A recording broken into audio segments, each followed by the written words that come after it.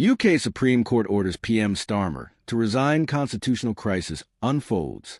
Welcome to UKE News, where the truth slices through the lies the establishment wants you to swallow.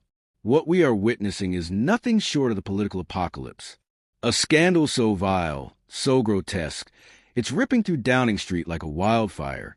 For the first time in modern history, the UK Supreme Court has issued a direct, binding order demanding the resignation of a sitting Prime Minister, and that disgraced figure none other than Keir Starmer himself. This isn't just a scandal, it's a national humiliation.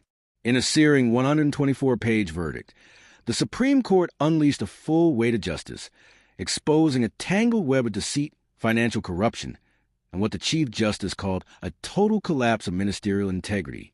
Dame Suka's words cut like a knife. This is one of the gravest ethical failures ever committed by a British Prime Minister. This verdict isn't just legal, it's moral. It's a warning shot that will echo through political history for decades. Inside Parliament, panic has exploded into full-scale chaos. Ministers are scrambling, aides are whispering in darkened corridors, and the public, weary of years of lies and betrayal, is watching the downfall unfold in real time. At the heart of this political earthquake lies a seemingly small £124,000 discrepancy in the sale of a Starmer family property. But what looked like a minor clerical slip was soon revealed as something far darker. Independent auditors didn't just find an error, they uncovered what appears to be a deliberate attempt to undervalue the property to hide financial gains. Even more disgraceful, Starmer failed to declare the profit in the official register of parliamentary interests, violating the very rules designed to keep MPs accountable. But the rot went deeper, much deeper. Investigators uncovered a damning trail. £39,000 worth of undisclosed luxury gifts, private jets, 5-star hotels, extravagant dinners, all funded by legal donors conveniently kept out of the public eye. And then came the bombshell that detonated Westminster.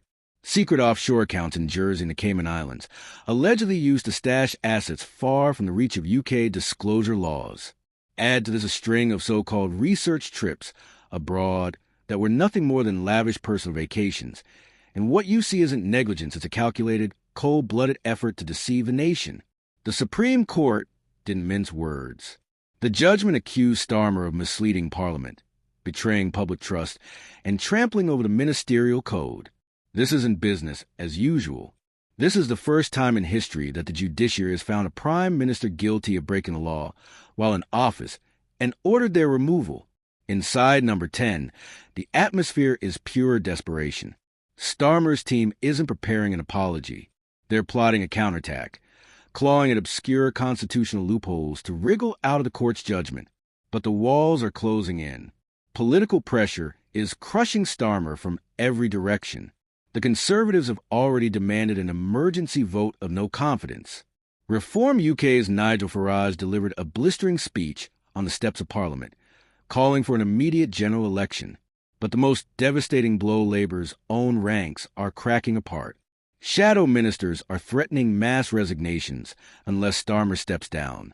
One senior insider issued a chilling warning. If he doesn't go, he'll take the entire party down with him. That prophecy is already unfolding in front of our eyes. Across Britain, the public fury is uncontainable. London streets are flooded with protesters chanting, "Resign now," and "Clean politics for Britain." In Manchester, Birmingham, and Glasgow, mock trials are being staged in town squares. The people have had enough, and the movement is swelling by the hour. This is not just the fall of a prime minister. This is the exposure of a rotten political culture that thinks it can cheat, lie, and loot without consequences.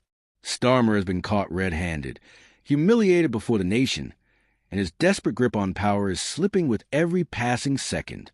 UKE News will keep shining the spotlight on this disgraceful saga. Britain is at a breaking point. The question is no longer if Starmer will fall, it's whether the entire system will come crashing down with him.